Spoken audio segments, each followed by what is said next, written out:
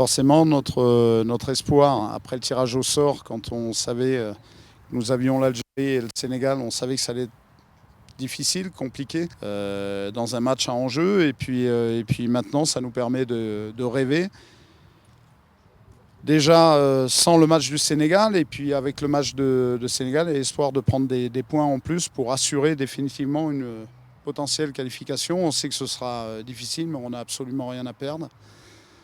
Voilà, ce sera que du plus maintenant dans ce tournoi. Forcément, on regarde, ça aura une incidence, notamment sur un effectif comme le mien. Si on venait à être qualifié avant le match contre le Sénégal, ça peut arriver. On suppose un match nul entre le Zimbabwe et la RD Congo, et éventuellement entre la Guinée et le Burundi, et nous pourrions être qualifiés avant le match.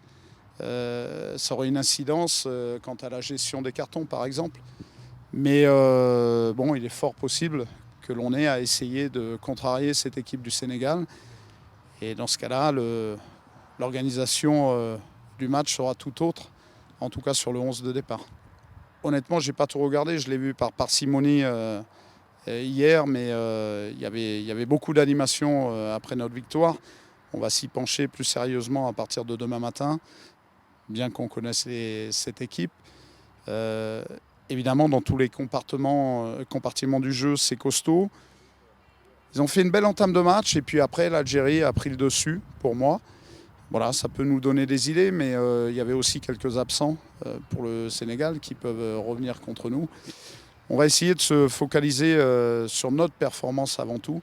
On sait qu'en face, il y a de la qualité. Il n'y a pas photo.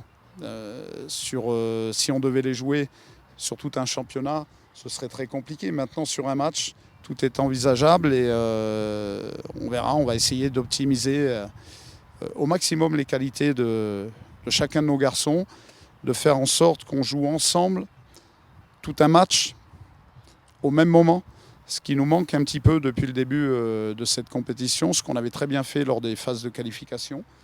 Essayer de retrouver ce confort-là, de pouvoir être costaud ensemble, de défendre en avançant, et à partir de là, si on les ennuie un peu, tout est possible sur un match. C'est ce qu'on espère en tout cas. Coach Sadio Mané, vous avez un plan spécifique pour lui? C'est difficile, c'est un des meilleurs joueurs du monde sur la saison écoulée. Donc là aussi, difficile. On a vu hier sur quelques changements de rythme et accélération à quel point il est difficile de le gérer. Mais si je dois m'étendre sur Sadio Mané, il va falloir que je m'étende aussi sur Niang, sur Sarr. Voilà, il y a une flopée de grands joueurs dans cette équipe. On va les respecter. On va essayer. La meilleure façon de les respecter, c'est de ne rien lâcher, d'être encore plus vigilant que d'habitude face à ce type de joueurs et d'essayer de les faire douter. Okay. Et toute une dernière question. Après justement la fin de la deuxième journée hier, avec votre victoire et la défaite du Sénégal, quel est le discours que vous avez tenu à vos joueurs? Je les ai d'abord félicités, ensuite je leur ai demandé de retenir la leçon. Mon discours à la mi-temps a été de leur dire de ne jamais abandonner. Voilà, ça ne peut pas exister quand on est dans l'équipe nationale du Kenya. Pour nous, c'est un privilège que d'être ici après 15 ans d'absence. Donc c'est quelque chose que je ne peux pas concevoir.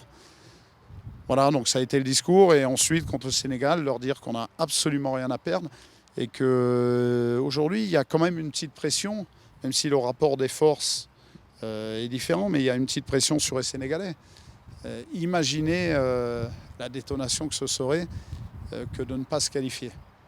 Voilà, c'est inconcevable et il y a encore quelques jours de cela.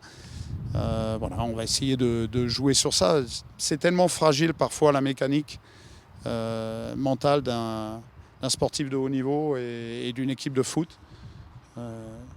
Voilà, on va essayer de se servir d'exemples récents d'équipes présumées plus petites qui ont réussi à faire tomber d'autres équipes. Dernièrement l'Ajax, même s'il y avait beaucoup de qualité dans cette équipe de Ajax Amsterdam, on s'en est rendu compte au fil de la compétition, mais en début de saison en Champions League, pas beaucoup n'auraient parié sur le fait qu'ils puissent sortir la Juventus, le Real Madrid et ennuyer tous les gros. Voilà, on va essayer de s'inspirer de ça. Une dernière question, juste, est-ce que vous considérez cette rencontre comme une finale? Ce match, vous le considérez comme une finale?